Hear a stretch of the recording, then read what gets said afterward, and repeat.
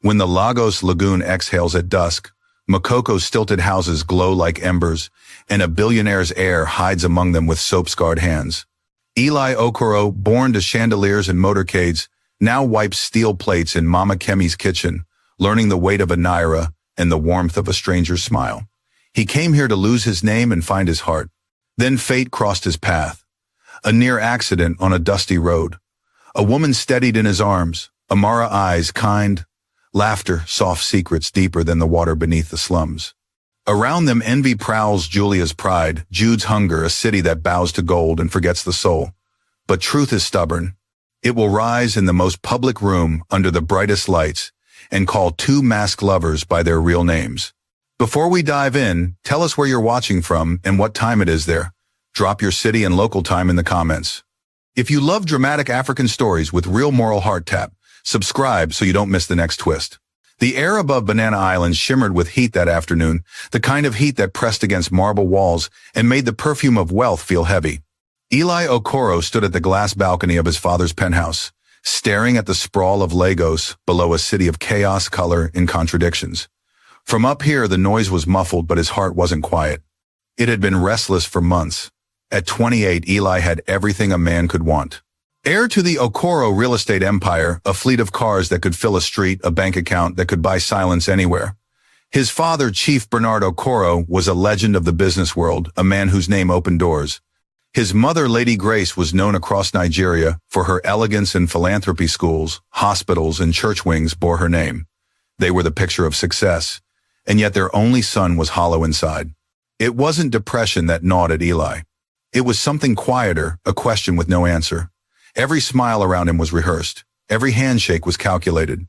Even his so-called friends, polished men who raced Ferraris down Eco-Atlantic, seemed to laugh louder when money was mentioned. When they toasted him, it was never for who he was, but for what he owned. That evening, he attended another one of his mother's charity dinners at the Civic Center. The chandeliers glittered, and violins hummed as the elite paraded their generosity in designer suits. Across the table sat Chidinma Onu, the daughter of a tech tycoon, beautiful, sharp, and endlessly talking about how her family had just purchased property in Dubai.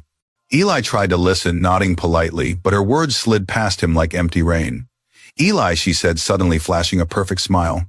You should come with us next month to Monaco. Everyone who matters will be there. Everyone who matters. The phrase rang in his mind like a curse. He smiled faintly, but his chest tightened. Is this all I am to them, a name that matters? Later, when the dinner ended, he stepped outside to the terrace. The lagoon glittered under the city lights, and the hum of Lagos nightlife drifted in the distance, street vendors, laughter engines. He loosened his tie and breathed deeply, feeling for the first time how suffocating luxury could be. That night, long after his parents had gone to bed, Eli sat in the silent living room, surrounded by art pieces worth millions.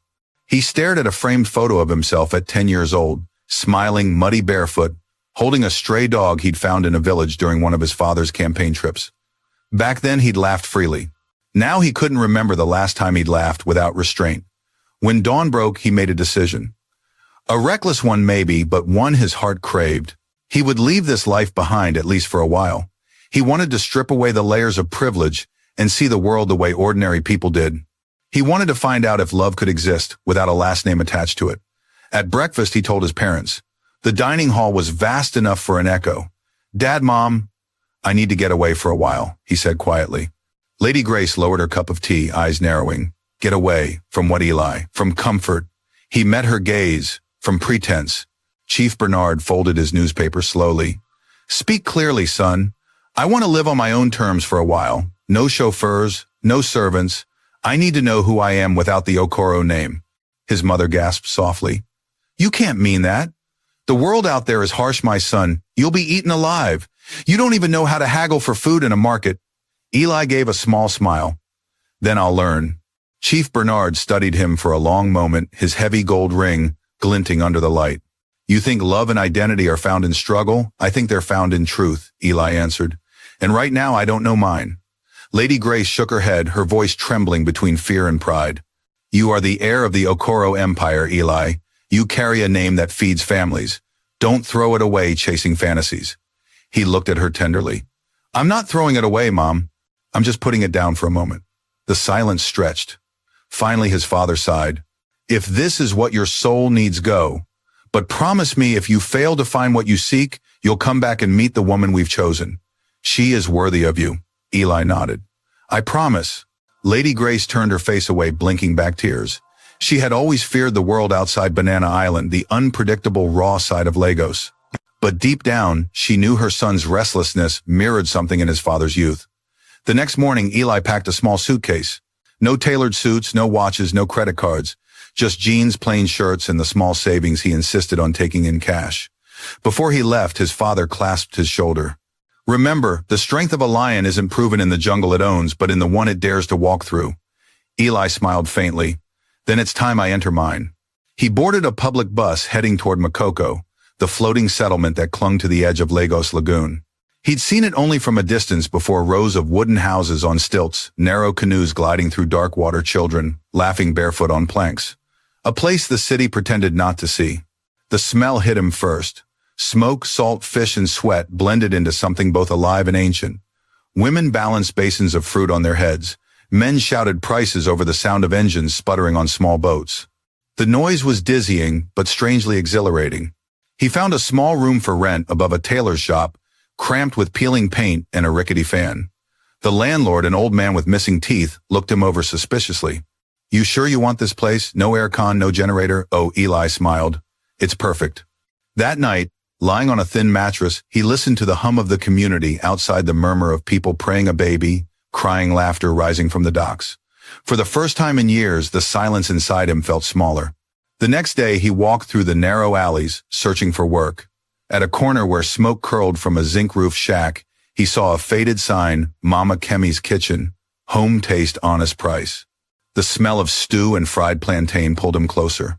Inside, women bustled over pots the size of barrels. A sturdy woman in her 50s stood behind the counter, hands on her hips. Yes, young man, you want food? Eli shook his head nervously. Actually, I'm looking for work.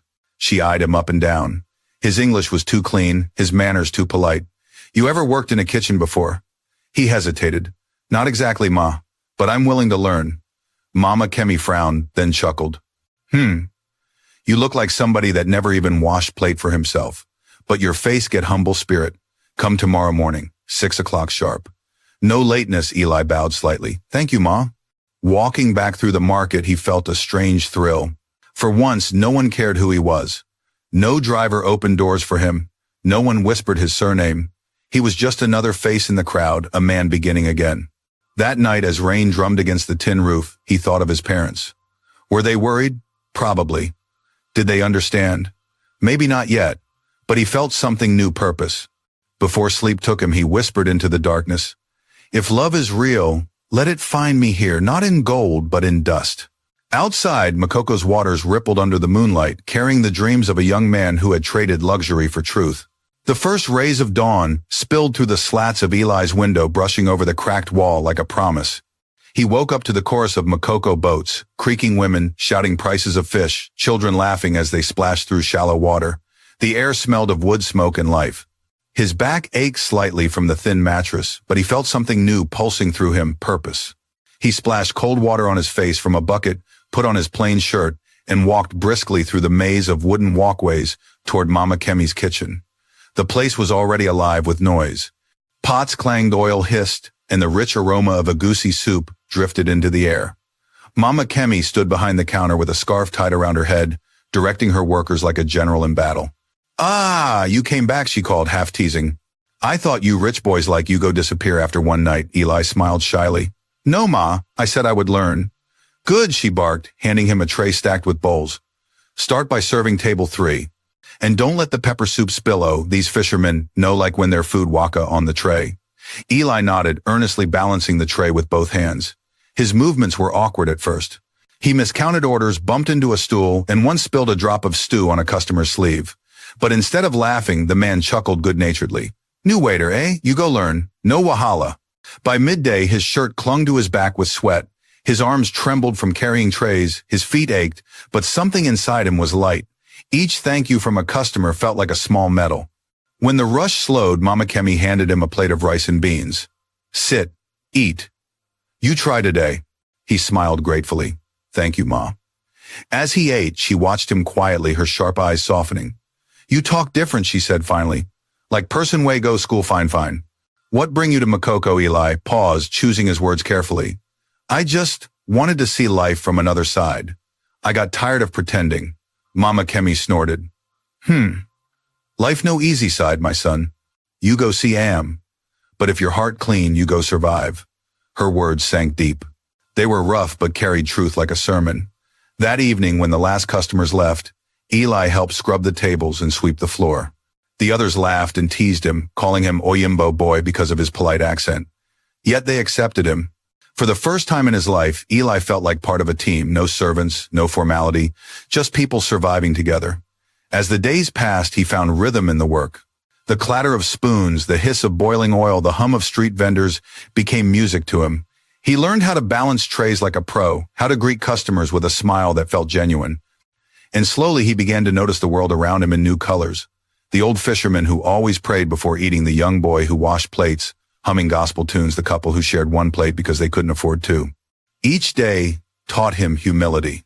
Each face told a story richer than any luxury gala. One Friday evening, as he was clearing the tables, a voice behind him said, "You're new here, right?" He turned to see a young woman standing at the doorway holding a plastic folder and smiling. She wore a bright yellow blouse, simple jeans, and confidence that radiated without effort. Her skin glowed under the dim bulbs, her eyes lively and curious. "Yes," Eli said, wiping his hands on a towel. "I started last week." "I'm Tara," she said, extending a hand. "I work at a marketing firm nearby. I always eat here after work. The food is better than anything uptown." He shook her hand, amused. "That's a compliment Mama Kemi will love to hear." She laughed, a light musical sound that made his chest tighten. "You talk different," she said, tilting her head. "You don't sound like you're from around here." Eli hesitated, then shrugged. "Maybe I just listen more than I talk." Mysterious, she teased. "I like that." From that night, Tara became a regular presence in his routine. She'd come for dinner, sit at table 3, the one closest to the window, and always call him over to chat while she ate. Her stories were lively. She talked about her office dramas, her dreams of starting her own brand, her mother's endless pressure to get married. Eli found himself drawn to her warmth. She treated him with easy friendliness, not the forced politeness he knew from wealthy circles. She didn't ask about his background or his family. She laughed at his jokes and seemed to see him as an equal. One night, as they stood outside the diner after closing, she said softly, "You know, Eli, you're different. You don't look at people like you're judging them." He smiled faintly. "Maybe I've been judged too much myself." Her eyes softened. "Well, maybe you just need someone who looks at you right." He didn't reply, but his heart stuttered. Over the next few weeks, they started meeting outside work walks along the lagoon, small talks by the market stalls. Tara would bring him roasted corn, and he'd tease her about her obsession with pepper. Sometimes she'd laugh so hard that people turned to stare. For the first time in years, Eli felt seen, not as an heir or a symbol, but as a man. Yet the cracks began to show. It started with small requests. "Eli, can I borrow a little money? My rent is due and I'm short this week." He gave it to her without hesitation. Then it was, "My phone broke and I can't work without it, and I need to send something home to my mom." At first, he didn't think much of it. He had saved some of the cash he'd brought along, and he wanted to help. But the requests became frequent and her gratitude shorter each time. Still, his heart made excuses. "She's struggling, she's honest." Then one humid evening, he finished his shift early and walked toward the back alley to take out the trash. Voices drifted from the corner. Tara's voice, low but clear. "Yeah, I'm managing him well," she was saying, laughing softly into her phone. "He's not smart like the others. Imagine the son of Chief Okoro scrubbing plates in Makoko. When I'm done, I'll make him take me back to Banana Island. I'll be Mrs. Okoro by next year." Eli froze. The trash bag slipped from his hand, its contents spilling unnoticed. His pulse pounded in his ears. "Tara," he whispered, stepping out from the shadows. She turned sharply, her phone still in hand, her face draining of color. "Eli," I heard everything he said quietly. "You knew who I was all along." Her lips parted, but no words came out. "Why?" His voice trembled. "Why pretend?" Tara swallowed hard. "It's not what you think. It's exactly what I think." He shook his head slowly. "I left that life to find something real. But even here lies find me." She reached for him, but he stepped back. "Eli, please, goodbye, Tara." His voice broke, but he turned and walked away before she could see the tears in his eyes. That night, Eli packed his few belongings. Mama Kemi noticed his silence as he handed back his apron. You leaving my son? He nodded. Yes, Ma, I need a fresh start. She studied his face and sighed. Pain day everywhere, even among poor people. But don't let it harden your heart. Eli bowed slightly. Thank you, Ma. You taught me more than you know. As he stepped into the cool night, Makoko glittered behind him, the reflections of its wooden shacks trembling in the dark water. He had come here to find honesty and found betrayal dressed in kindness. But beneath the ache, he also carried a truth deeper than the wound he could survive without wealth. He tightened the strap of his worn bag and whispered, if love exists, maybe it's waiting where no one looks. And with that, Eli walked toward the bus station, leaving Makoko's lights fading behind him like dying stars. The road out of Makoko was long and uneven, a ribbon of dust and exhaust fumes stretching toward the horizon. Eli sat quietly by the bus window, the worn fabric of the seat scratching his arm, the hum of the engine drowning his thoughts. Outside Lagos, blurred by in a collage of hawkers honking danfos and neon billboards promising a better life that never seemed to arrive, he clutched his small duffel bag tightly. Inside were the few clothes he owned now, a notebook and a single photograph of his parents at their anniversary dinner, smiling in matching agbatas. He hadn't called them since he left home. He couldn't bear to hear the worry in his mother's voice or the quiet disappointment in his father's. Makoko had given him lessons he would never forget: humility, gratitude, and pain. He had learned that deceit lived in every class of people, rich or poor, but even so, he wasn't bitter. Somewhere deep inside, he still believed that goodness existed, maybe hidden, maybe quiet, but real. The bus rattled northward for hours before stopping at Ikotun village, a sleepy community on the edge of the city.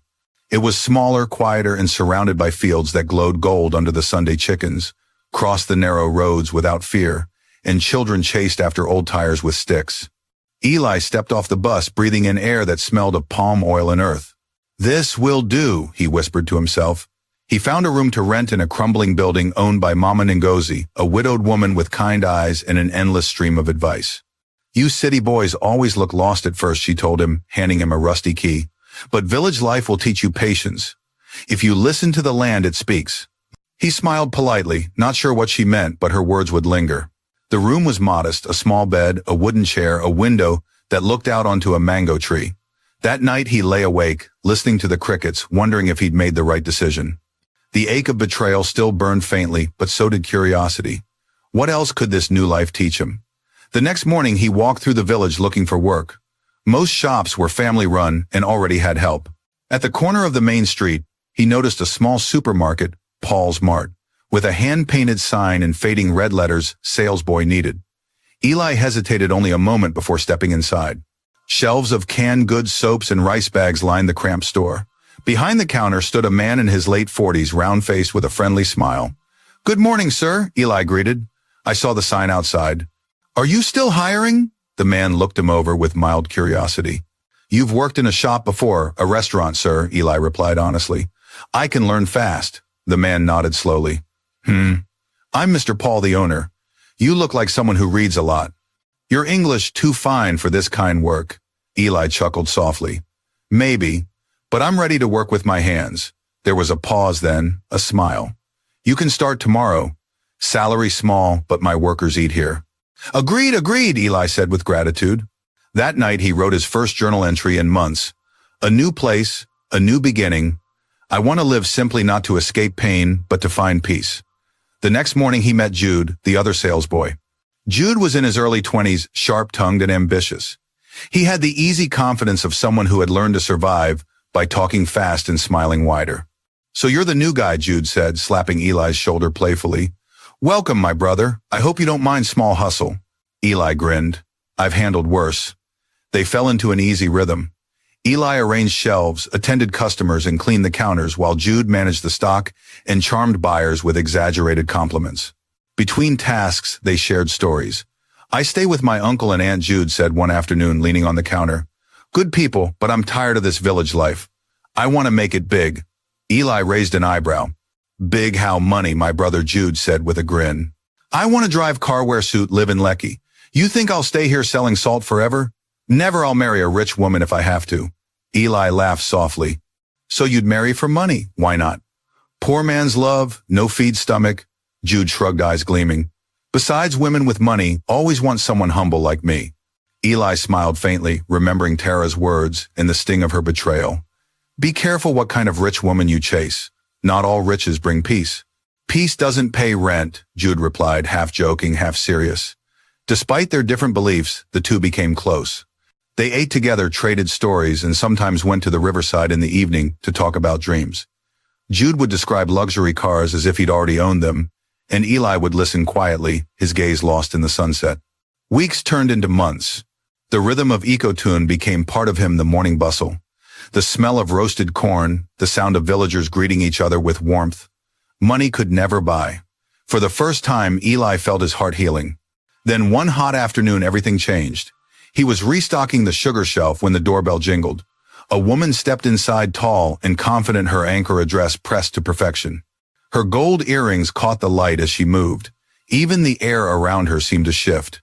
Good afternoon, she said with a soft smile. Are you the one in charge here? Eli straightened. I just work here, Ma. Mr. Paul owns the shop. She smiled again. You speak well. I'm Madame Julia. I live up the road, the white bungalow with the blue gate. I know it, Eli said. It's the biggest house in the village. Her eyes sparkled. Ah, you noticed, she teased. I come here sometimes to buy things myself. I like to see how people live. Eli nodded politely, ringing up her items. She studied him as he worked, her gaze sharp but amused. You're not from here, are you? No, Ma. I'm just passing through. Well, if you ever need something, don't hesitate to ask, she said, handing him the cash. It's good to have new faces in Ecotune. This village gets boring sometimes. After she left, Jude whistled low. Do you know who that is? That's Madame Julia, the richest woman around here. Imports goods from abroad. And she just smiled at you like you're her next business. Eli laughed, shaking his head. She was just being polite. Jude leaned closer, grinning. Polite, my brother. Open your eyes. That woman doesn't smile for free. Eli ignored him, but he noticed how Julia began visiting more often. Some days, she'd stop by twice, buying little things she clearly didn't need. She'd ask about his day, compliment his manners, even bring him homemade snacks. You work too hard, she'd say one afternoon, handing him a cold drink. A man like you deserves better than this dusty shop. He smiled awkwardly. I'm grateful for what I have. Her eyes softened, almost tender. Gratitude is good, but don't let it trap you in small dreams. He thanked her and changed the topic, but that night her words echoed in his head. Don't let gratitude trap you. Was that what his life had become, a constant act of restraint? A few days later, Jude confronted him while sweeping the front porch. So it's true. Julia's after you. Eli frowned. What are you talking about? I've seen the way she looks at you, Jude muttered. I've been trying to catch her attention for months. She's my ticket out of this place. And now she wants you instead. Eli sighed. Jude, I'm not interested in her. You're a fool then, Jude snapped. Do you know what that woman can give you? A car, a house, a life. Eli looked him in the eye. I've had all those and they didn't give me peace. Jude scoffed and turned away, muttering under his breath. But from that day on, a small crack formed in their friendship. As the sun set that evening, Eli sat outside his small room under the mango tree, watching fireflies flicker in the humid air. Somewhere in the distance, drums echoed from a wedding celebration. The laughter carried through the wind, warm and free. He closed his eyes and whispered a silent prayer, not for wealth, not for love, but for clarity. He wanted to believe that his journey wasn't in vain, that there was still a truth waiting for him somewhere beyond the dust and deception. And somewhere in the heart of Ecotune Village, that truth was already moving toward him, in the form of a woman he hadn't met yet, whose kindness would test everything he thought he knew about love, class, and fate. Morning light crept through the slats of Eli's window, painting pale lines across his face. The village of Ecotune stirred awake around him. Roosters crowed, buckets clanged, women's laughter rippled through the air as they fetched water from the communal well. He had lived there for nearly 3 months, now long enough that the villagers greeted him by name when he passed. Yet something restless lingered beneath the calm. The tension between him and Jude had grown thicker each day. Their friendship, once easy, had hardened into something brittle. Jude's jokes now carried sharp edges, his smiles tight and forced. Every time Madame Julia entered the shop, Jude's eyes followed her like a hunter's. Julia herself seemed to sense the tension, but didn't care. Her visits became more deliberate. She'd step into Paul's mart wearing bright Ankara dresses that swayed around her hips, her perfume trailing like an invitation.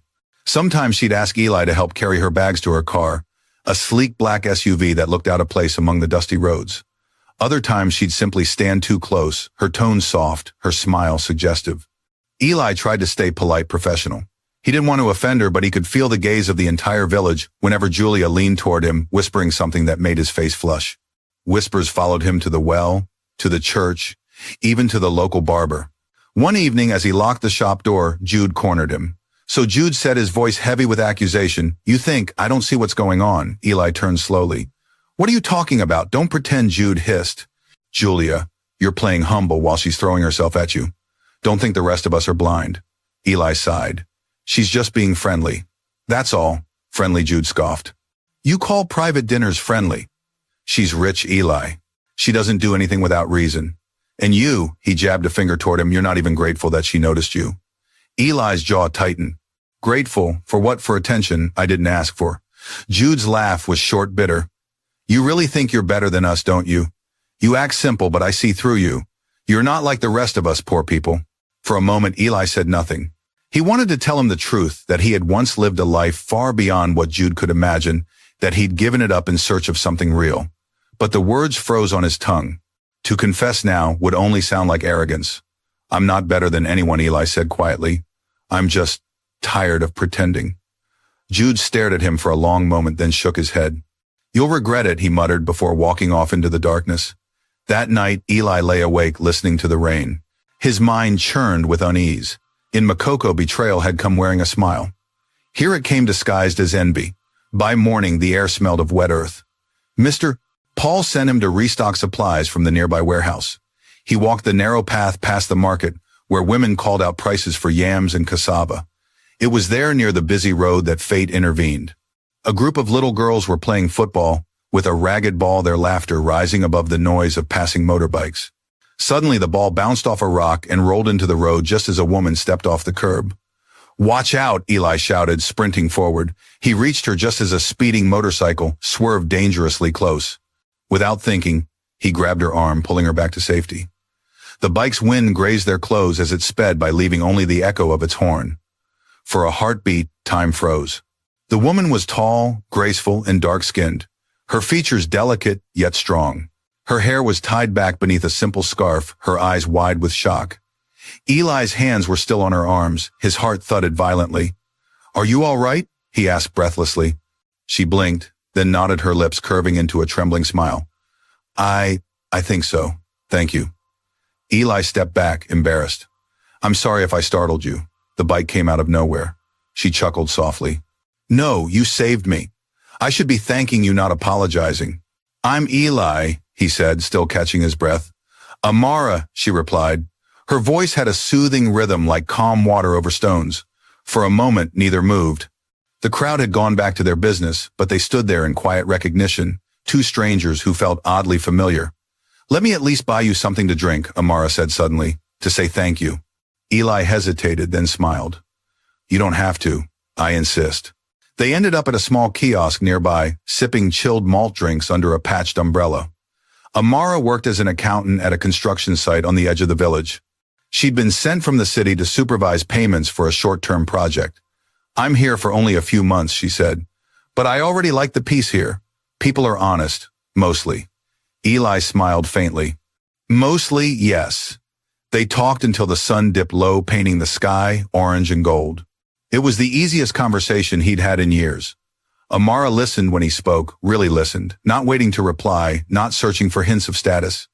She laughed freely, her eyes alive with sincerity. When they finally parted, she said, "I hope this isn't goodbye." Eli's chest warmed. "I hope not."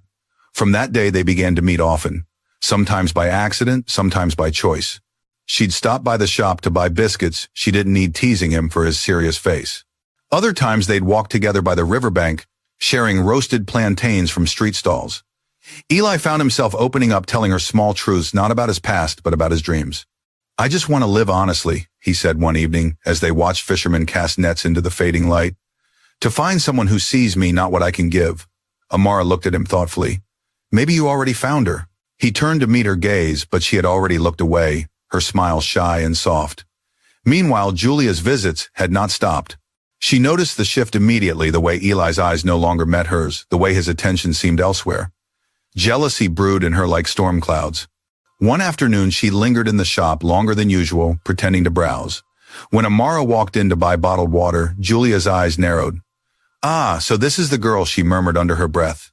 Amara greeted politely. "Good afternoon, Ma." Julia's tone was icy sweet. "Good afternoon, dear. New in the village, right? I hope you find your way easily. Some people here can be deceptive." Eli's head snapped up at the tone, but Amara only smiled. "Thank you, Ma. I trust my instincts." When Julia left, Amara turned to Eli, eyes amused. "That woman doesn't like me very much." "She doesn't like anyone who takes attention away from her," he said wryly. Amara chuckled. "Then I'll take that as a compliment." That night, Jude came to Eli's room, clearly agitated. "Julia called me today," he said. Eli frowned. "Why?" "She wants me to help her," Jude said bitterly. "Help her win you over. She said she'd pay me if I convince you that she's a better match." Eli stared at him speechless. "And what did you say?" "I said no," Jude muttered. "But not because of you. Because I realize she's not the woman I thought she was." He rubbed his face tiredly. "Still be careful. Julia doesn't like losing." Eli nodded slowly. He knew what that meant. Power, no matter how small, rarely surrendered quietly. Days passed and his bond with Amara deepened. They met every evening under the mango tree, sharing stories and laughter that made the rest of the world fade away. For the first time since leaving Banana Island, Eli's heart was light. One night as they sat beneath the moonlight, Amara said softly, "You know, sometimes people hide who they are because they're afraid no one will love the truth." Eli looked at her, startled by the precision of her words. "Are you speaking about me?" She smiled faintly. "Maybe. Or maybe about myself." He wanted to ask what she meant, but her eyes told him to let it rest. The silence that followed was tender, filled with things neither of them dared to say aloud. When he walked her home that night, she touched his arm gently. "Whatever you're running from, Eli, I hope one day you'll stop. Because you deserve to be seen." He stood there long after she disappeared behind her gate, the echo of her voice wrapping around him like a promise and a warning. He didn't know it yet, but Amara's words would soon reveal more truth than either of them were prepared for. The days in Ecotune moved like soft waves, unhurried, familiar, and deceptive in their calm.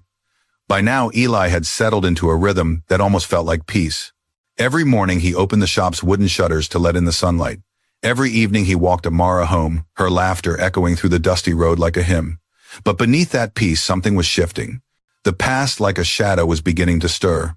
Amara had become a quiet part of his daily life. When she wasn't working, she visited the shop to buy snacks she didn't need or to help rearrange shelves already perfectly aligned. She had a way of making ordinary moments feel golden. Eli, once careful with words, now found himself talking freely about music, dreams, even pain. He didn't tell her everything, but he told her enough for her to see the cracks beneath his calm. One evening, as the sun bled orange over the rooftops, Amara handed him a small paper bag. "Here," she said. He opened it to find a handmade leather bracelet with tiny cowrie shells woven into it. "What's this for?" he asked, smiling.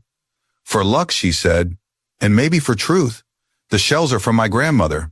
She used to say they remind you where you came from." Eli turned the bracelet over in his hands, feeling something heavy behind her words. "And where did you come from, Amara?" She paused. Her eyes flickered just for a second. "Somewhere I'm not ready to go back to yet," she said softly. Eli didn't press. There was something sacred about her silence, something that felt like his own. A week later, an incident shook the fragile calm of Ecotune. Mr. Paul was robbed. It happened late at night after closing. The door had been forced open and several boxes of imported goods were gone. The police came, the villagers whispered, and suspicion spread like wildfire. By morning, someone had already spoken Jude's name.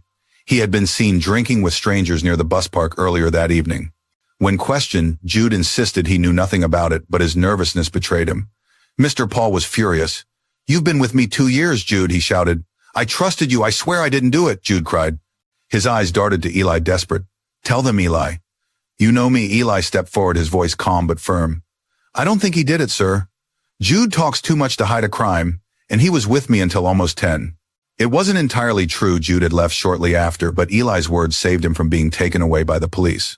When the crowd dispersed, Jude stared at him, disbelief and shame mixing on his face. "You covered for me," he whispered. Eli shrugged. "I told the truth I wanted to believe." For a moment, Jude's face softened. "You're a strange man, Eli." "Okay." He caught himself just in time, almost saying the forbidden name. "Eli, you're strange." Eli frowned.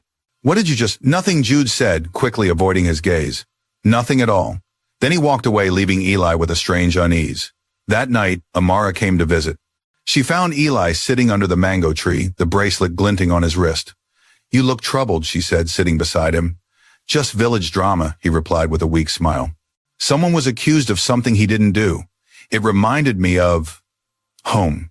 She tilted her head. "Home. You never talk about it." Eli hesitated, then sighed. "Because it feels like another life. One I'm not sure I belong to anymore." "Maybe," Amara said gently, "but you can't run from it forever. Whatever you're hiding, your truth, your pain, it will find you when it's time." Eli looked at her, startled. "Why do you talk like someone who knows?" Amara smiled faintly. "Because I do." He wanted to ask more, but she stood up. "Come, walk me home." The night smells of rain. They walked side by side through the quiet streets. The rain hadn't yet fallen, but thunder rolled in the distance, rumbling like the heartbeat of the sky. As they reached her gate, she turned to him. "Eli," she said softly, "if one day you discovered that the person you cared about wasn't who you thought they were, what would you do?" Eli stared at her, puzzled. "I think I'd ask them one question." "What question?" "Why?" She smiled sadly. "And if their reason wasn't good enough," he thought for a long moment, "then I'd remember that love isn't about reasons, it's about truth. And truth always shows itself in time." Amara's eyes shimmered. "Then I hope when the time comes you'll still believe that." Before he could reply, she kissed his cheek gently and disappeared behind the gate. The next morning, news spread through the village like Harmattan fire. A team of city investors had arrived. They were scouting locations for a major telecommunications expansion, and they were offering temporary contracts to local workers. The entire community buzzed with excitement. Mr. Paul's shop was busier than ever. One of the investors, a young man in a crisp suit, bought bottled water and chatted with Eli briefly. "We're here under the Amati Group," he said casually. "Our CEO's daughter, Diana Amati, is leading the inspection team. Smart woman, very private though." Eli's heart skipped. The name tugged at something distant in his mind, but he couldn't place it. Later that evening, he met Amara at their usual spot. She looked more anxious than usual, her hands fidgeting. "Eli," she said finally, "I have to tell you something. I came here because of work. I'm part of that project, the Amati expansion." He blinked.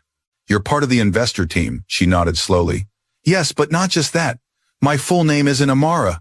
It's Diana Amati." For a moment, the world tilted.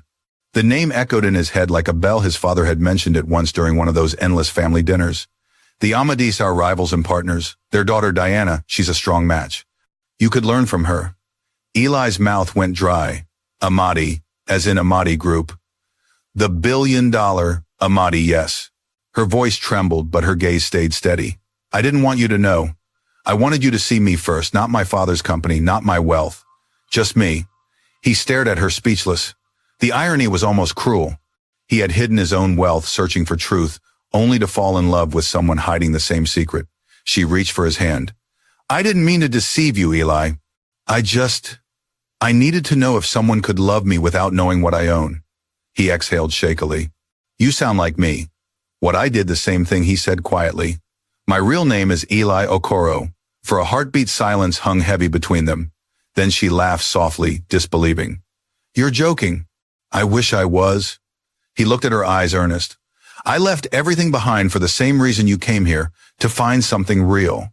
Diana stared at him, astonishment giving way to awe. "So this us, it wasn't coincidence. Maybe it was destiny," he said, smiling faintly. Two people running from wealth only to collide in simplicity. But before they could speak more, Jude appeared from behind the mango tree, his voice laced with venom. "So that's your secret, Eli. The poor boy was never poor at all." Eli's face hardened. "Jude, what are you doing here?" "I heard everything," Jude sneered. "Eli Okoro, son of Chief Bernard. You fooled all of us pretending to be one of us while laughing behind our backs." "I never laughed at anyone," Eli said quietly. "I just wanted—" "Spare me your noble nonsense," Jude snapped. "Do you know how many of us would kill for what you threw away? You think this is some game?"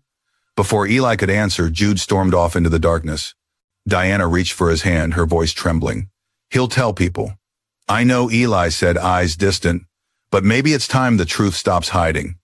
Thunder cracked overhead, splitting the silence. As the first drops of rain fell, they stood together under the mango tree, two souls stripped of their disguises, facing a storm that neither could outrun. That night would change everything.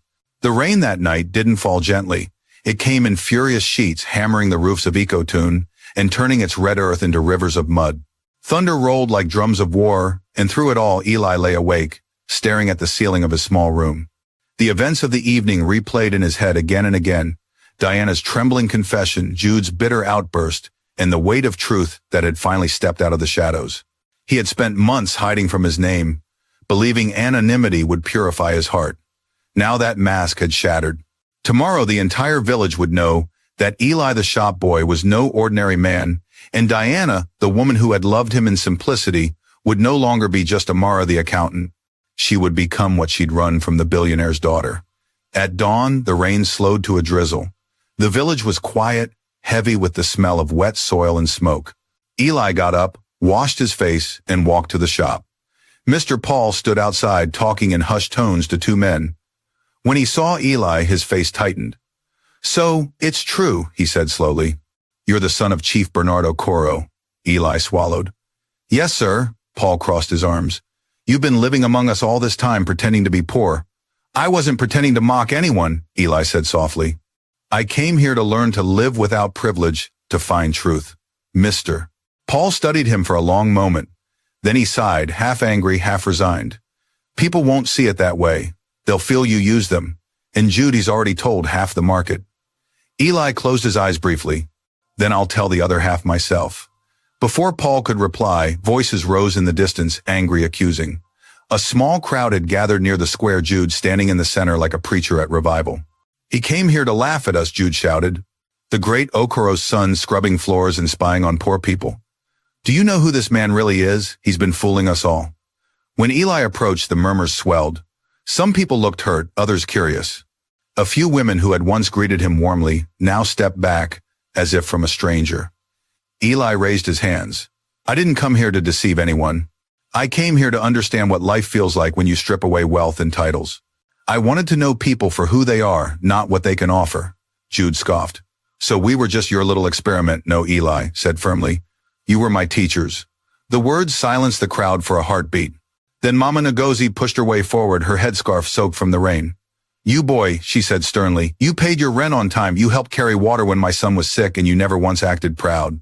If that's deception, then I wish more rich people would lie like that." Laughter rippled through the crowd, easing the tension. Jude's face twisted, realizing his control was slipping. "You're all fools," he hissed. "He'll leave you behind soon enough, just like the rest of them." Eli turned to him quietly.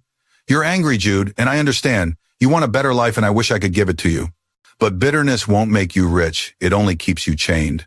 For a moment, Jude's eyes flickered with something like shame before he spun around and walked away. The crowd slowly dispersed, some shaking their heads, others nodding at Eli with reluctant respect. When the square was nearly empty, Diana appeared walking toward him in a navy blue raincoat. Her hair clung to her forehead, and her eyes were filled with worry. "You told them?" she asked. "I had to," he said softly. Jude already did half the work. She exhaled relief and fear mingling. "Then maybe it's time I stop hiding too." Eli frowned. "You mean yes?" she said. "Tomorrow the Amadi team leaves Ikotun. But before we go, I want them to see me for who I am, and I want them to see you too." He hesitated. "Are you sure?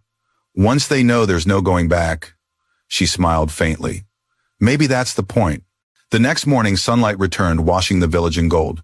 The Amadi Group's temporary office, a renovated bungalow, bustled with activity. Laptops clicked, cars idled, and staff hurried in and out, unaware that a storm greater than last night's was about to break. Diana arrived in a crisp white blouse and black skirt, her presence commanding but calm. When she stepped into the main hall, the chatter fell silent. She stood before her team and the local workers, her voice steady. "I've been working here under a different name," she began. "You knew me as Amara, the accountant. But my real name is Diana Amadi, daughter of Chief Emmanuel Amadi, CEO of the Amadi Group." Gasps rippled through the room. The local staff exchanged wide-eyed looks. "I came here to see how our projects truly affect communities," she continued, "to see the people behind the numbers. And what I found here changed me." She turned toward the doorway where Eli now stood in his simple brown shirt and jeans. "I also met someone who taught me what humility really means." Eli felt every eye turned toward him. Some of the city staff recognized the surname instantly. "Eli Okoro," one whispered. "As in Okoro Estates?" "Yes," Eli said quietly. "That's me." The shock was palpable. Two of Nigeria's most powerful family names, Okoro and Amadi, standing together in the same village, dressed not in suits, but in simplicity. Diana's father's assistant, a stern man in glasses, stepped forward. "Miss Amati, your parents will not be pleased to hear about this." She smiled gently. "They don't have to be. It's my life." The assistant frowned but said nothing more. When the meeting ended, the room buzzed with whispers. Eli and Diana walked out together into the bright morning. For a moment it felt as if the whole village had paused to watch them. Mama Ngozi, standing near her gate, called out teasingly, "So it's true, you two were acting film for us this whole time," Diana laughed. "Maybe just a small episode, Mama. Then marry quick so we can call it season finale," the old woman said, making everyone around burst into laughter. Eli smiled, but deep down, unease coiled inside him. The simplicity he had found here was slipping away. Wealth had a way of reclaiming its own, no matter how far he ran. That evening, he received a message from his father's aide. "Your parents are aware of your location.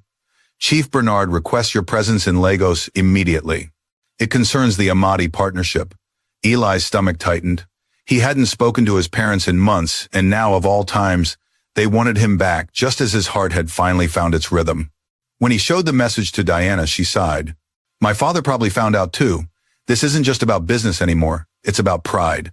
Eli nodded grimly. "Then maybe it's time we face them. Together." 2 days later, they boarded a car bound for Lagos. The drive was long and silent, tension humming between them. The skyline rose like a memory glass tower's endless traffic, the pulse of a city that never forgave weakness. They arrived at the Amati mansion just after dusk. The house gleamed like a palace, its marble pillars reflecting golden light. Inside, servants moved quietly, avoiding eye contact. Diana's mother, Madame Amati, was waiting in the sitting room, her posture regal, her expression sharp enough to cut glass. So she said coolly, "This is the young man you've been hiding in a village." Diana squared her shoulders. "Mother, please." But Madame Amati held up a hand. "Save it. You're a daughter of legacy, Diana. You don't bring home a man who pretends to be a pauper." "What would society think?" Eli stepped forward. "With respect, Ma, I didn't pretend for her. I left my world behind long before she entered it. I was trying to find meaning." Madame Amati's eyes flickered with disdain. "Meaning? That's a poor man's excuse. My daughter doesn't need a philosopher. She needs a husband who understands the value of power. Maybe she understands that power without peace is just noise," Eli replied quietly. The older woman's lips tightened. "You have courage, Mr. Okoro. I'll give you that. But courage doesn't buy respect. My husband and I have plans for our daughter, and you are not part of them." With that, she turned and walked away, leaving silence in her wake. Diana's eyes filled with tears. "I told you this would happen." Eli took her hand. "Then we'll face it. If love brought us here, it'll carry us through." Outside, lightning flickered across the skyline, the kind that came before a storm. Somewhere in the city, the Okoro family was already preparing their own response. Two dynasties were about to collide, and between them stood a love that had been born in the humblest corner of Lagos. Neither Eli nor Diana knew that the next dawn would summon both families to one room, and by nightfall, one truth would destroy everything they thought they knew about loyalty, legacy, and love. The next morning dawned over Lagos like the calm before a storm. From the balcony of the guest room in the Amati mansion, Eli watched the city wake cars, crawling like beetles below smoke rising from street vendors and a soft fog rolling off the lagoon. It should have felt familiar. It was his world once, a world of glass towers and quiet power. Yet, after months in Ecotune, it all felt too polished, too staged. The air here didn't smell of life, it smelled of control. Diana entered quietly dressed in a flowing emerald gown. Her expression was heavy with worry. "My father called early this morning," she said. "He wants to meet us both at his office. And your parents will be there too." Eli turned slowly, his heart sinking. "So this isn't just a family meeting." "No," she said, shaking her head. "This is a negotiation." He smiled sadly. "Of course it is. Everything in their world is." By noon, the couple arrived at the Amati Tower, a glass skyscraper that pierced the clouds like ambition itself. They were ushered to the top floor where the boardroom gleamed with polished marble and gold. The long table was already occupied, Chief Bernard Okoro dignified in a navy suit, and Lady Grace elegant but visibly uneasy. Opposite them sat Chief Emmanuel Amati, silver-haired and stern, with Madame Amati beside him, her face as still as carved stone. For a moment, silence hung heavy in the air. Then Chief Bernard spoke first, his tone calm but firm. "Eli, my son, I had hoped that when you returned to Lagos, it would be for a clearer purpose, not this." This Eli repeated softly. "Yes," his father said. You disappearing for months, abandoning your responsibilities only to reappear with the daughter of our rival. Do you understand what this looks like? Diana's father leaned forward. It looks like a scandal waiting to happen. Lady Grace clasped her hands. It doesn't have to be. They're adults. If this is love, Madame Amati cut her off sharply. Love, her voice dripped with disbelief. Lady Grace, please. Let's not romanticize youthful rebellion. Your son ran away from luxury to play poor, and my daughter lied about her name to live among peasants. This isn't love, it's delusion. Eli's jaw tightened. With all due respect, Ma, if humility is delusion, maybe the world needs more of it. Chief Amati's voice boomed. Enough. You think you can stand here and lecture us on humility while our companies risk collapsing from rumor? Reporters are already circling. Investors are asking questions. Do you have any idea what your son has done? Diana met her father's glare. You taught me that business is built on trust. I didn't betray that. I simply wanted to see the people behind the contracts, the lives we affect. Isn't that worth understanding? Her father's face hardened. Understanding doesn't pay salaries. Empathy doesn't close deals. You are my daughter, Diana, and you will not destroy this family's image for a village love story. The room pulsed with silence. Eli reached across the table, placing his hand gently over hers. Sir, with all respect, this isn't about image. It's about truth. We both live behind masks trying to meet expectations that suffocate us. If legacy means losing ourselves, then maybe it's not worth inheriting. Chief Bernard's voice was quieter now, almost pained.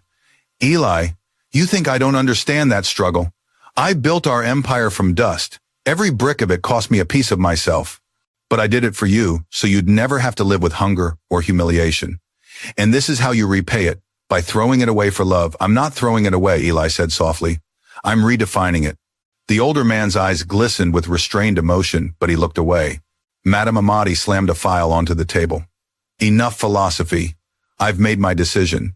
The Amati Group will not tolerate this nonsense. Diana, you are to leave for London tonight. There's a merger with a European firm that requires your supervision. Consider it an exile or a second chance to remember who you are. Diana's voice trembled. Mother, no, Madame Amati's tone cracked like a whip. You will not speak. You've shamed this family enough. And as for you, Mr. Okoro, she said, turning her cold gaze on Eli, whatever fantasy you shared with my daughter ends here. Eli rose slowly, his eyes meeting hers. You can send her across the ocean, Ma, but you can't exile love. Love, she repeated with a bitter laugh, is for people who can afford to be foolish. Diana's father stood, signaling the meeting was over. This discussion is closed. Bernard, handle your son. My wife and I will handle our daughter. The Okaros left in silence. The Amadis followed soon after, leaving Eli and Diana alone in the vast boardroom, the city sprawling beneath them. For a long time, neither spoke. Then Diana whispered, I'm being sent away. They've already booked the flight. Eli turned toward her, his heart breaking. Then I'll go with you. You can't, she said, shaking her head. Your father, your company, everything's here. You belong in this world, Eli. He took her hands. No, Diana, I belong where you are. Tears welled in her eyes. Don't make this harder. If you come, they'll destroy both of us. Maybe it's better if we walk away now before everything burns. He reached for her face, wiping away a tear. Let it burn then. Maybe something honest can rise from the ashes. She kissed him soft, desperate like a prayer. Promise me, she whispered, that you won't stop fighting for who you are, even if I'm not beside you. Before he could answer, her phone buzzed. She looked down. It was her father's driver. They're waiting, she said quietly. Eli followed her out of the tower, their hands still intertwined, until the last possible second.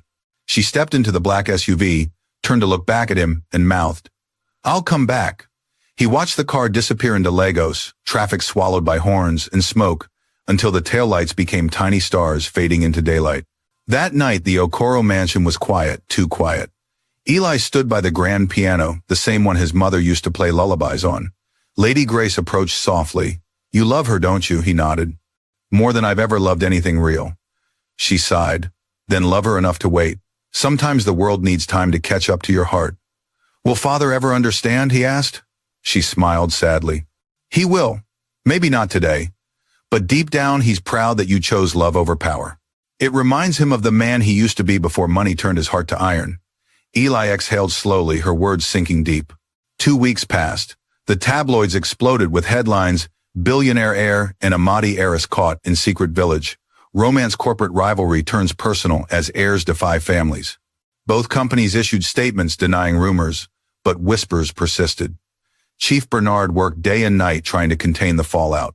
The Amadis stayed silent until one morning a courier arrived at the Okoro residence with a small box and a letter sealed in gold wax. Eli opened it with trembling hands. Inside was the cowrie shell bracelet. The letter read, "My love, they've taken me to London, but not even an ocean can keep my heart from you. I wear our memories like a second skin. Don't let them make you bitter. Don't become what we ran from. When the time is right, I'll return, not as an heiress, but as the woman who chose you over the world. Until then, let this bracelet guide you as it once guided me. Diana." He held the bracelet tightly, tears stinging his eyes. From outside, thunder rumbled again, soft at first, then louder, rolling over the lagoon like destiny, reminding him it wasn't finished yet. He walked to the window and whispered, "Then I'll wait, no matter how long it takes." And as lightning split the horizon, a quiet promise burned in his chest. A promise that love once born in humility would find its way home again, even through storms of pride and distance. A month passed. Lagos moved on as if nothing had happened. Its streets still thundered with impatient drivers. Its billboards still flashed. Promises of luxury, and its towers still reached upward like hands chasing heaven. But for Eli, time had changed shape. Days stretched like silence and nights collapsed into thoughts of London. Every morning, he rose early, trained with the company's field workers, and refused every invitation from his father's board. He wanted no part of corporate games, not until he could rewrite the rules that had torn him and Diana apart. The tabloids still mentioned them, but less now. The world had found new scandals to chew on. Yet inside him, the story refused to fade. Each memory returned like sunlight through storm clouds, the smell of rain, in Ikotun, her laughter under the mango tree, her whisper before leaving, "Don't become what we ran from." One morning as he left the gym, a black SUV pulled up beside him. The tinted window rolled down, revealing Chief Bernard. "Get in," his father said simply. Eli hesitated, then obeyed. They drove in silence through the city. The elder Okoro finally spoke. "You've been avoiding the office." "I've been thinking," Eli replied.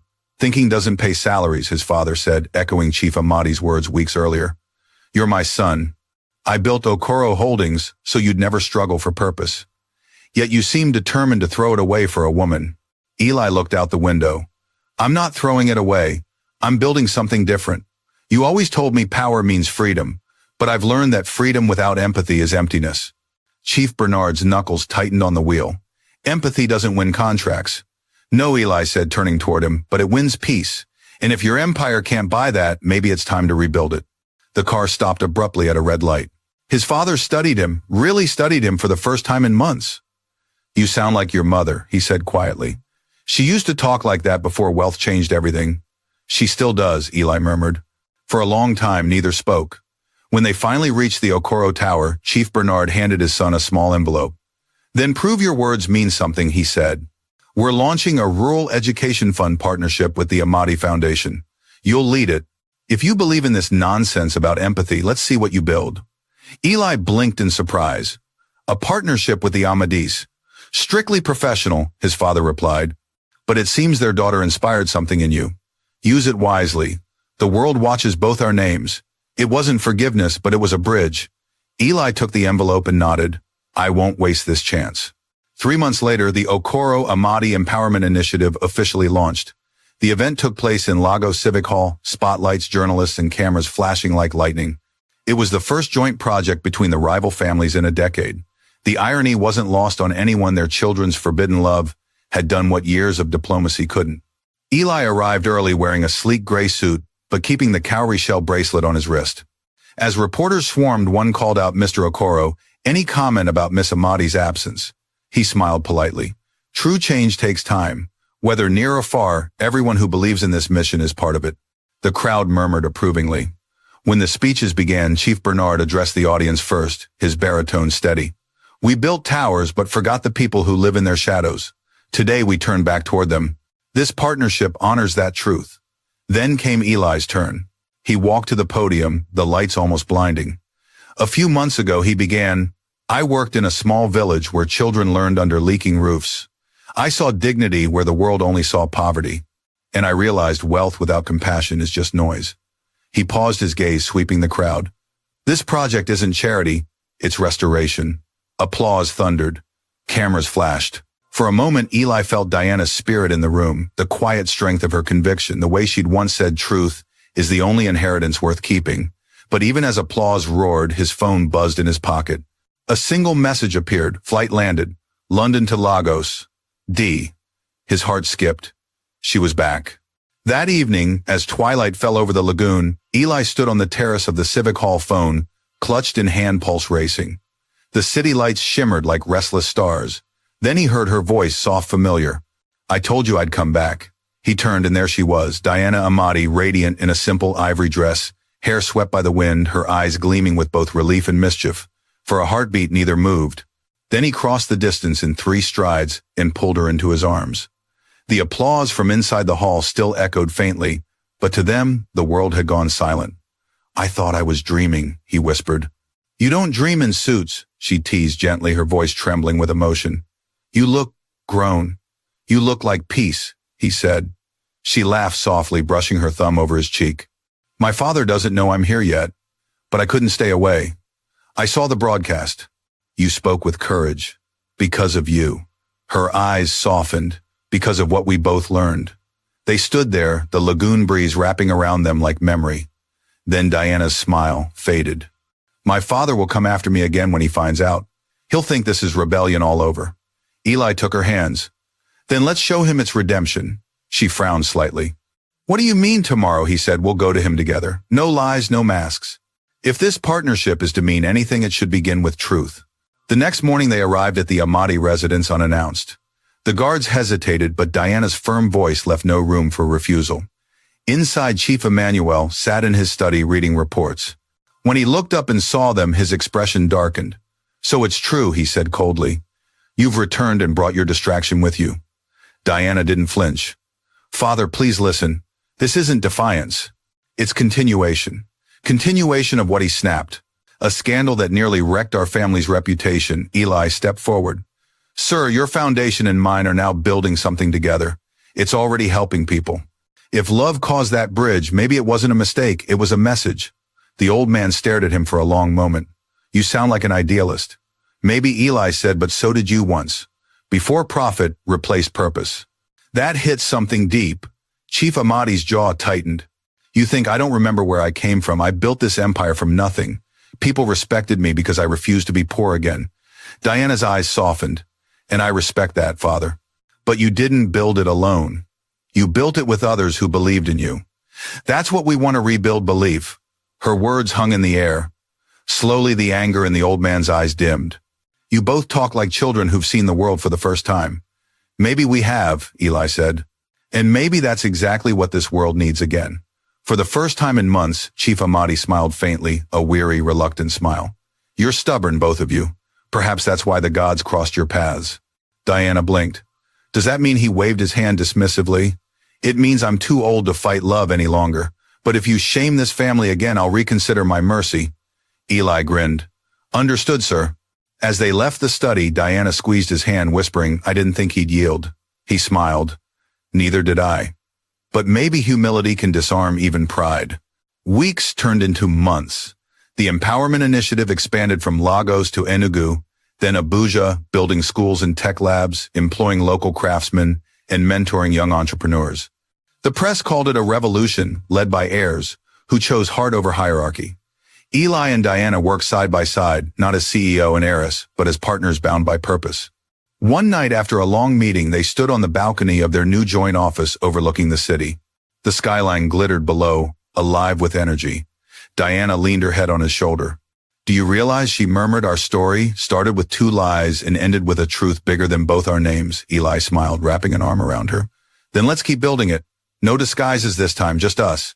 Just us, she echoed, her voice, barely a whisper.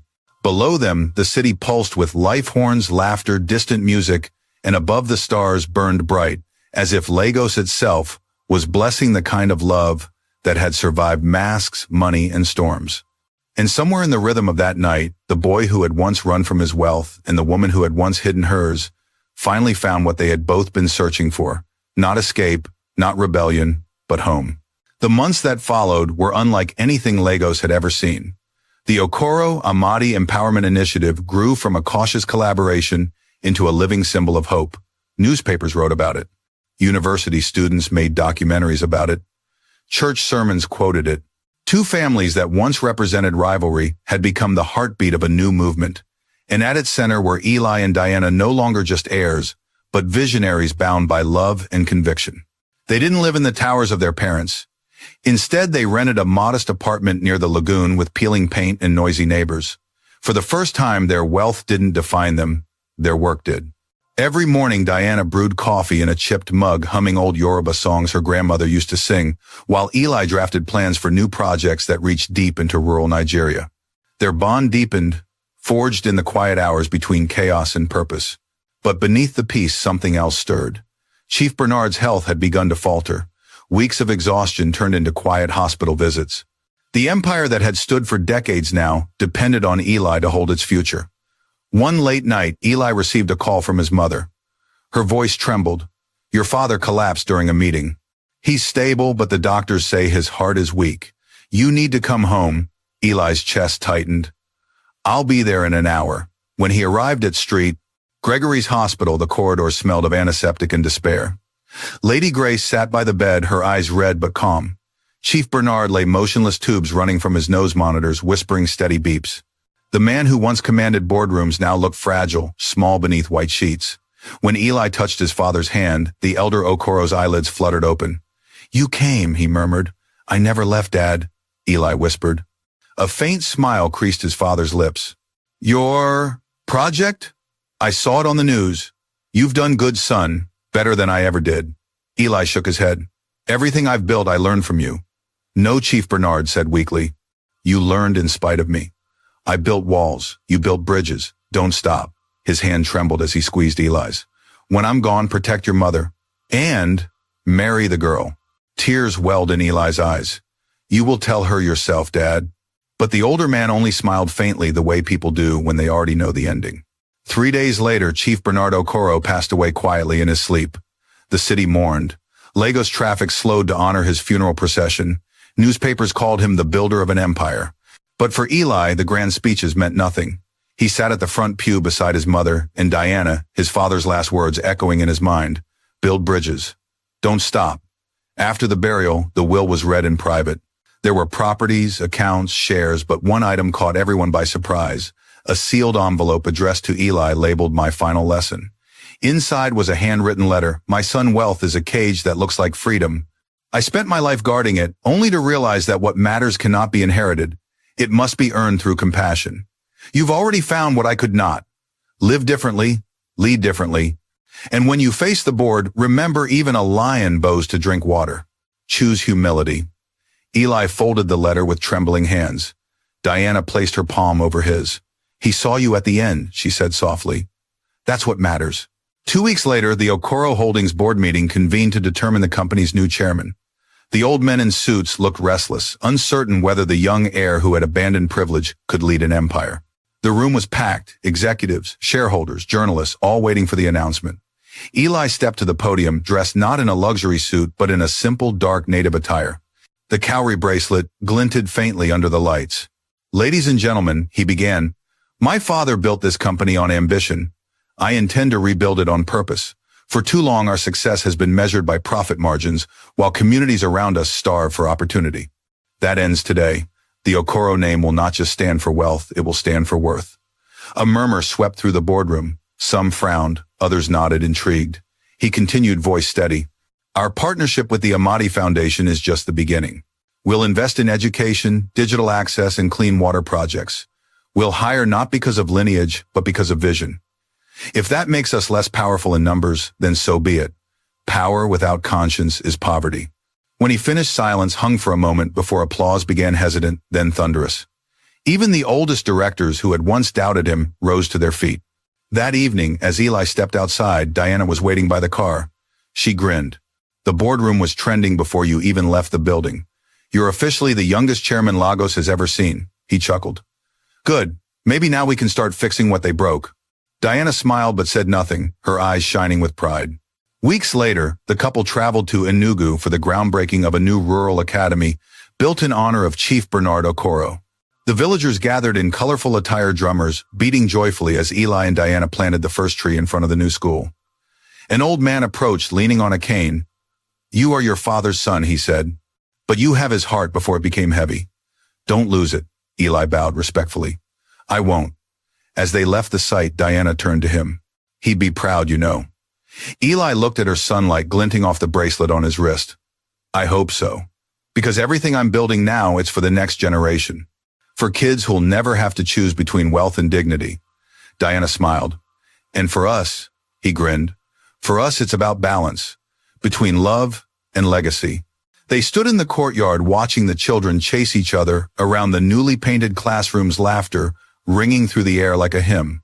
For the first time, Eli felt truly at peace, not because he had escaped his father's shadow, but because he had finally stepped into his own light. That night, as they returned to Lagos, the car hummed along the highway under a canopy of stars. Diana rested her head on his shoulder.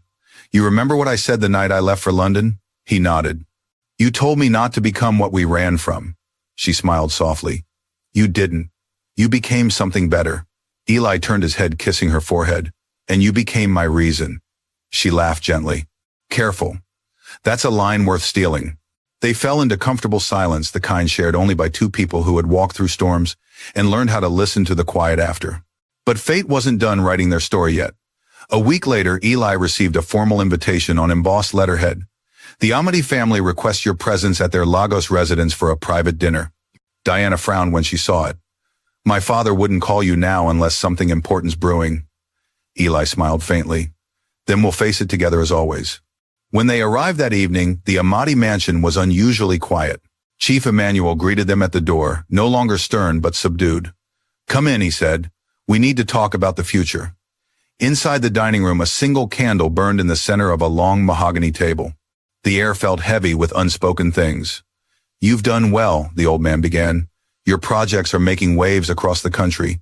Investors who once mocked you now call me asking to join. And for that I owe you something." Eli exchanged a cautious glance with Diana. Sir Chief Amadi poured himself a glass of palm wine. "Legacy," he said simply. "When I'm gone, this family needs hands that know both wealth and humility. I built an empire, but I failed to see that compassion is currency too. You've reminded me of that." Then he turned to Diana, eyes softening. "If you still want this man, I'll bless your union myself." Diana gasped, tears filling her eyes. "You mean it?" "I do," he said, smiling faintly. "But promise me one thing, build something the world will never forget." Together, Eli reached across the table, taking Diana's trembling hand. "We already have, sir," he said. "We just didn't call it marriage yet." Chief Amadi chuckled, his voice cracking with warmth. "Then do it properly. Lagos loves a good wedding." That night, as they stepped out into the garden, the moon hung low and golden. Diana turned to Eli, whispering, "Can you believe it? Everything we ran from brought us back to this." He smiled, pulling her close. "Maybe that's how destiny works. It circles you back until you're ready to stand still." She tilted her head. "So what do we call this new chapter?" Eli looked out at the glowing city and said quietly, "We call it redemption." The wind carried their laughter into the night, blending with the hum of distant traffic and the rhythm of a city that finally seemed to understand that wealth without love was just noise. The city of Lagos had seen many weddings, lavish ones where silk dresses sparkled like chandeliers, and powerful ones where families turned vows into business mergers, but none like this. When news broke that Eli Okoro and Diana Amadi would marry, the headlines didn't just say two dynasties unite, they said love that rebuilt a legacy. For weeks, the entire country buzzed. Invitations printed in gold foil traveled from Lagos to Abuja, from Enugu to London. Politicians, CEOs, church elders, and even children from the schools their foundation had built waited to witness what had once seemed impossible. But for Eli and Diana, it wasn't about grandeur, it was about meaning. They had both learned through pain and patience that a wedding is not the celebration of wealth, but of growth. The ceremony took place at St. Catherine's Cathedral, a tall stone church overlooking the lagoon. The morning of the wedding shimmered with sunlight. Choirs rehearsed hymns while camera crews arranged themselves at the gate. But inside the small preparation room, away from the noise, Eli sat in silence, adjusting the cowrie shell bracelet still wrapped around his wrist. It had followed him from Makoko's muddy waters to this marble floor, his reminder of where he'd begun. Jude walked in quietly dressed in a crisp suit. His once boastful grin had softened into humility. After months of silence, he'd reached out with an apology letter, and Eli had invited him to the wedding without hesitation. "You look like a man about to take on heaven," Jude said, smiling sheepishly. Eli chuckled. "Heaven's easier than marriage, I hear." Jude scratched his head. "I still don't understand you. You could have stayed rich and untouchable, but instead you washed dishes, fell in love, and somehow turned it all into a movement." Eli smiled faintly. "Maybe that's the point. When you lose everything you think matters, you finally make room for what truly does." Jude nodded slowly. "I'll drink to that, but not before the priest says you may kiss the bride." They both laughed. Meanwhile, in the bridal suite across the courtyard, Diana stood before the mirror. Her gown was elegant but simple, a flowing ivory fabric embroidered with patterns inspired by traditional Adire designs. Around her neck hung a small gold pendant her mother had given her that morning.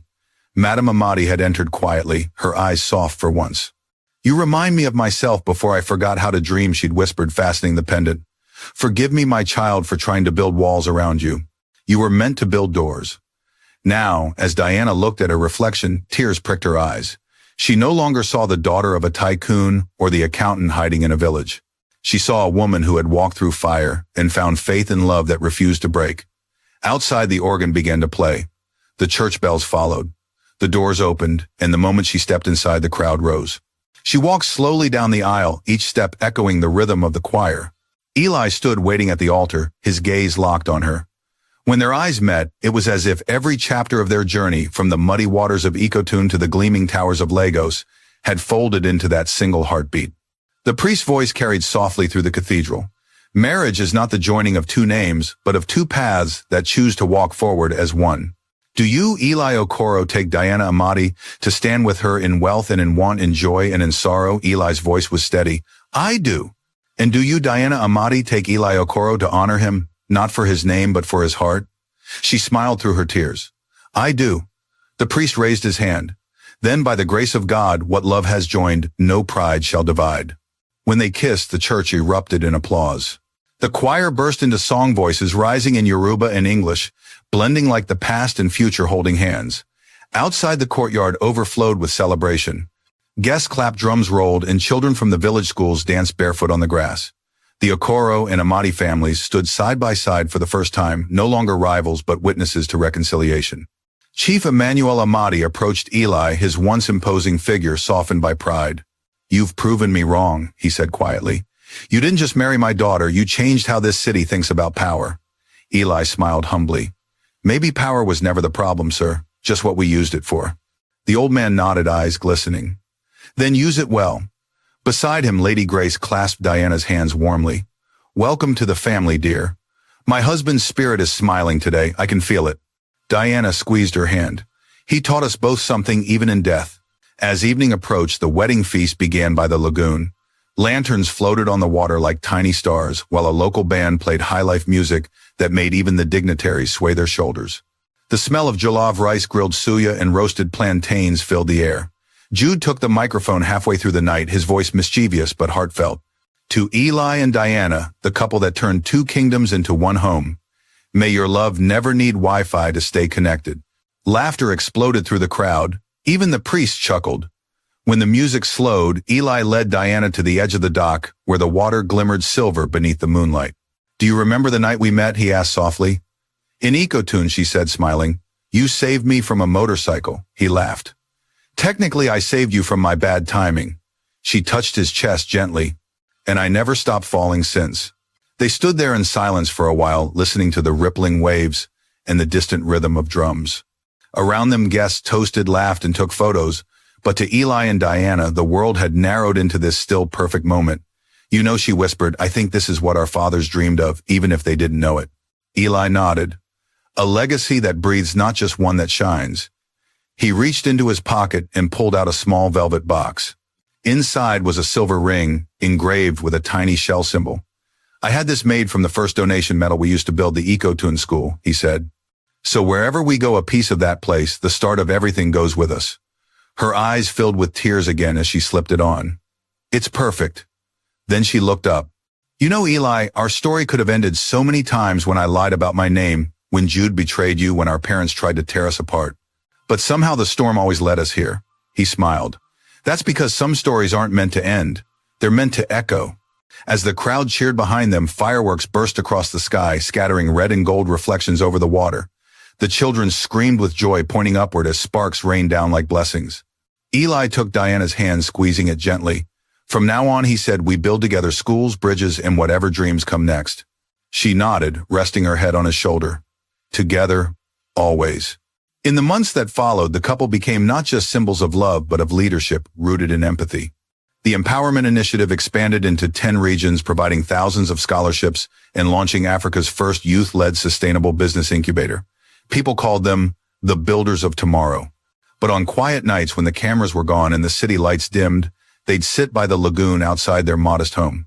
Sometimes Diana would hum softly, and Eli would take off the cowrie bracelet, placing it between them like a relic. Do you ever miss the days when life was simpler, she'd ask. He'd smile. It wasn't simpler, it was real.